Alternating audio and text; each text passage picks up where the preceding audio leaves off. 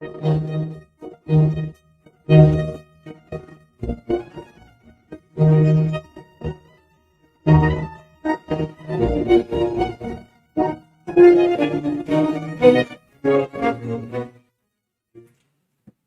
buen día tengan ustedes, queridos televidentes. Nos encontramos emitiendo nuestro primer programa de El Consultorio Jurídico. Me presento, mi nombre es Darío Alejandro Rojas Araque, abogado en ejercicio y docente universitario. Nuestro primer tema de hoy, de este primer programa al que le estamos dando la bienvenida, es diferenciar qué significa el divorcio y la nulidad eclesiástica. Permanentemente las personas en la calle se preguntan o a veces confunden qué es una cosa, qué es la otra. Entonces vamos a aclarar todas estas dudas. Iniciaremos diciendo que la primera posibilidad es decir que el divorcio es la terminación definitiva del matrimonio. Explicaremos de la siguiente manera. El matrimonio se encuentra regulado por el Código Civil en el artículo 113 y este menciona que el matrimonio es un contrato por medio del cual un hombre y una mujer se unen para vivir juntos, procrear y auxiliarse mutuamente. Estas obligaciones nacen desde el primer día hasta el último día como tal de la unión, jurídicamente hablando. Se terminará por el divorcio como tal. Vamos a ver que encontraremos dos tipos de procedimiento. El divorcio de común acuerdo notarial, donde los mismos cónyuges donde fueron a casarse van a ir a decir que es su voluntad terminarlo, o de manera contenciosa, cuando por ejemplo no se ponen de acuerdo y toca ir donde el juez de familia previa demanda del uno en contra del otro, probando que hay un cónyuge culpable que dio lugar a la terminación del vínculo. Entonces veremos obviamente que ante el notario es el procedimiento de divorcio civil y ante juez es el proceso de cesación de efectos civiles o proceso de divorcio. Explicaremos esta situación por lo siguiente.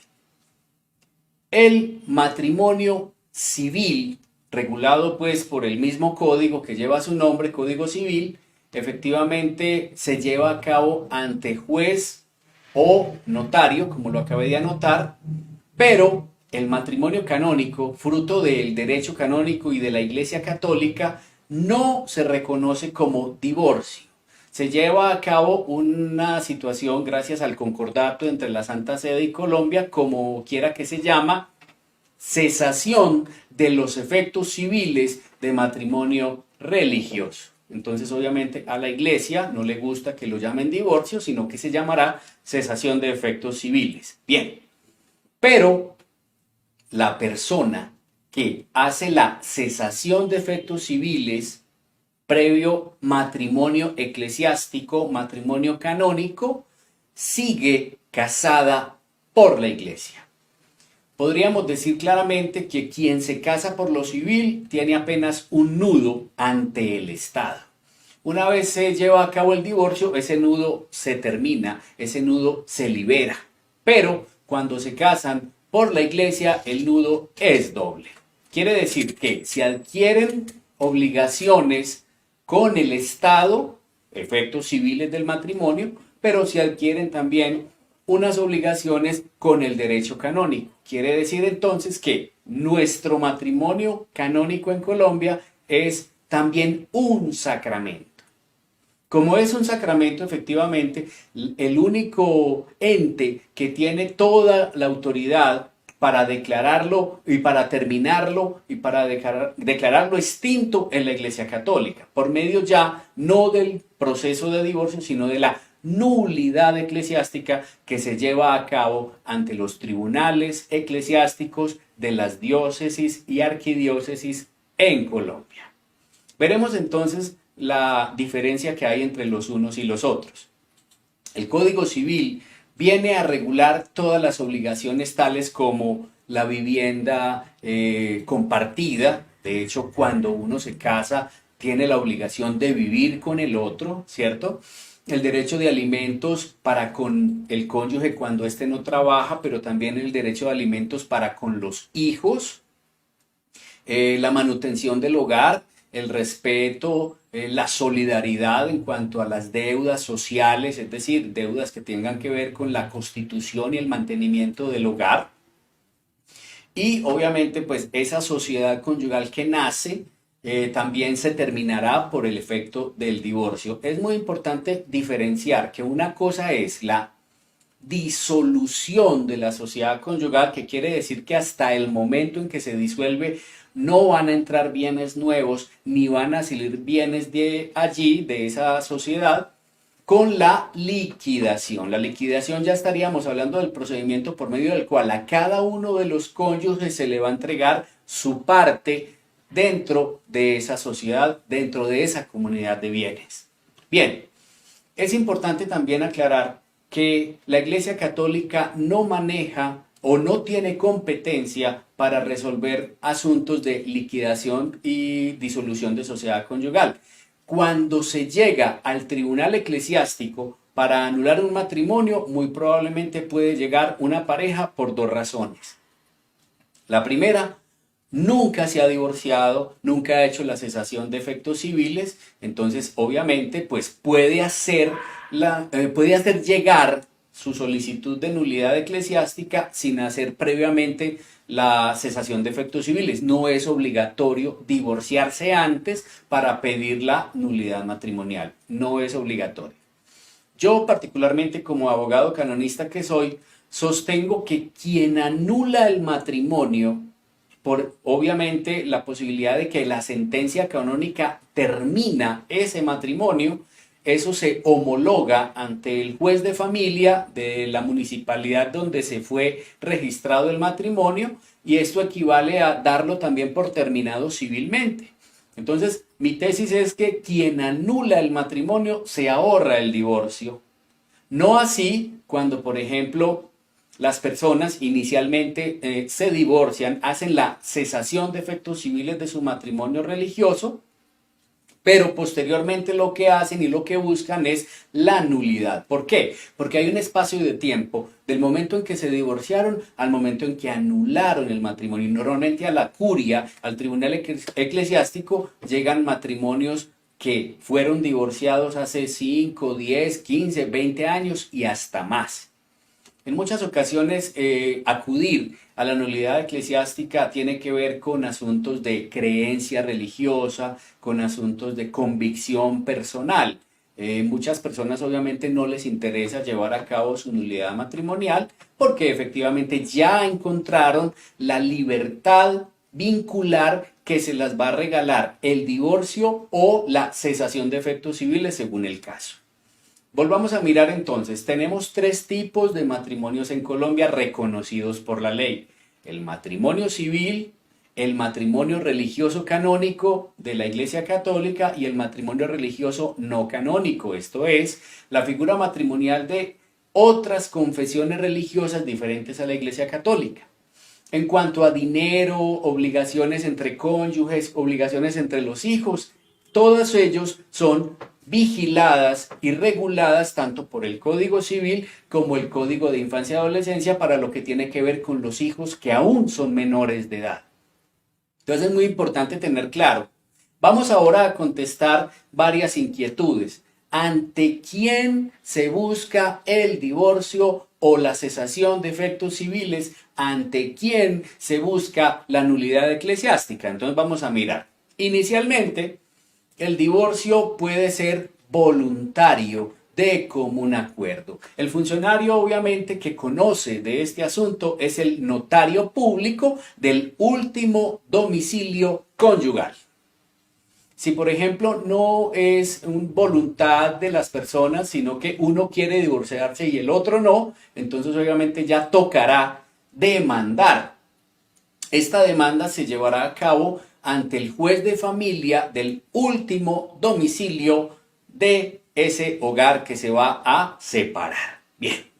Ahora, si estamos hablando de la nulidad eclesiástica, antes del año 2015 existía en la curia de Medellín el Tribunal Eclesiástico Regional, que tenía competencia para todo el departamento de Antioquia.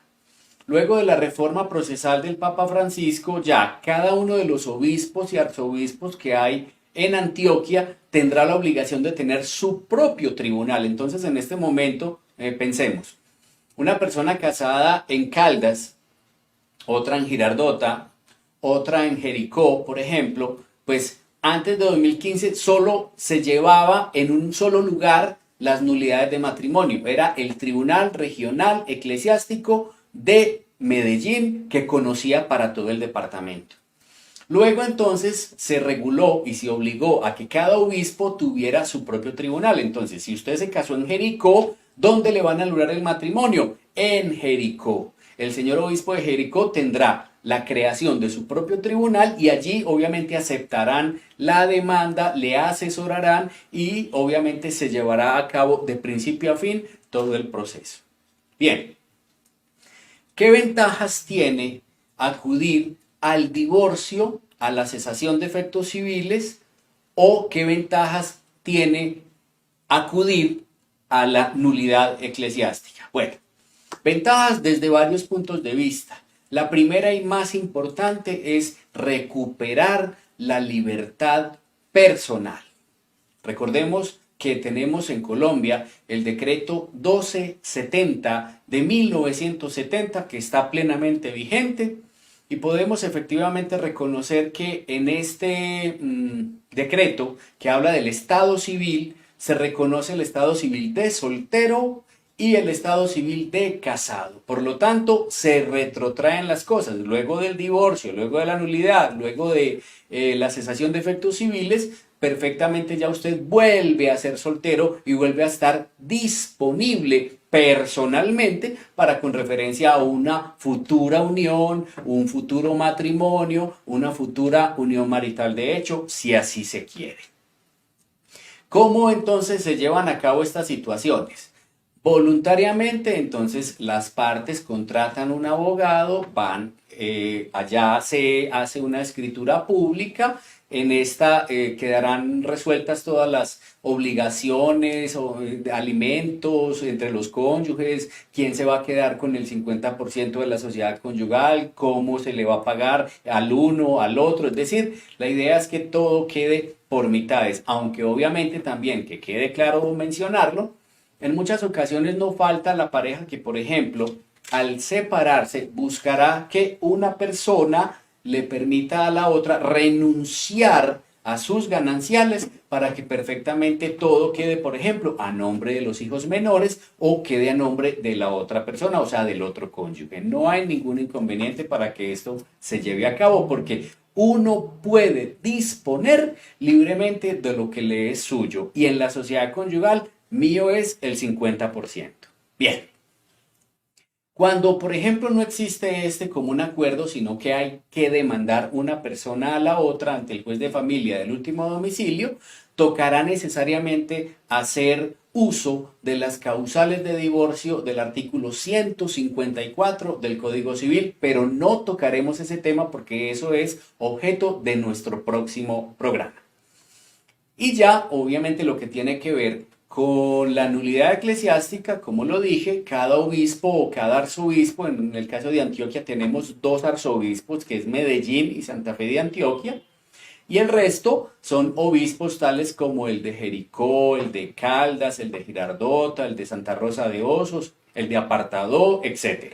Bien, veremos entonces que la persona interesada en anular el matrimonio puede hacerlo de dos maneras.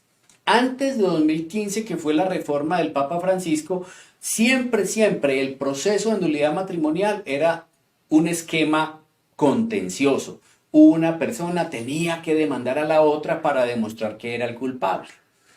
La gran diferencia, digamos que la gran novedad que introduce el Papa Francisco es que ya se permite la nulidad eclesiástica de común acuerdo, donde en el mismo documento, en la misma demanda, sobre los mismos hechos, sobre las mismas pruebas, sobre los mismos testigos, se va a presentar el escrito. Este trámite se llama el trámite más breve. Entonces tenemos en el derecho canónico dos dos trámites de alguna manera. El proceso ordinario, que es largo y dispendioso, siempre lo ha sido, y el proceso más breve. Hablando más o menos de tiempo estimado, no es una fecha exacta, podríamos decir que el proceso canónico ordinario se está demorando más o menos entre 12 y 18 meses en promedio. A veces se demora más, a veces se demora menos, a veces la curia tiene mucha represión, están represados de procesos, por eso se va ampliando en el tiempo, entonces se puede obviamente demorar mucho más, puede durar mucho más. Pero de alguna manera también, como ya se permite el proceso más breve, gracias a que todos firman, como hay concordia en los hechos, en las pruebas, en los testigos, estos procesos sí realmente son muy breves, muy cortos, porque he conocido personalmente procesos que han durado de 3 a 6 meses en promedio. Entonces, es importante que ustedes también conozcan esta situación. Para ir cerrando, obviamente, con nuestra discusión, quiero efectivamente agradecerles, invitarlos nuevamente porque nuestro segundo programa será muy importante. No quiero que ustedes se lo pierdan. ¿Por qué? Porque hablaremos de cuáles son las causales de divorcio del Código Civil y cuáles son las causales del derecho canónico para la nulidad eclesiástica. Estuvo con ustedes Darío Alejandro Rojas Araque. Obviamente lo que son datos personales, teléfono, dirección electrónica aparecerá en la pantalla y con ustedes invitarlos, agradecerles. Muchas gracias. Hasta pronto.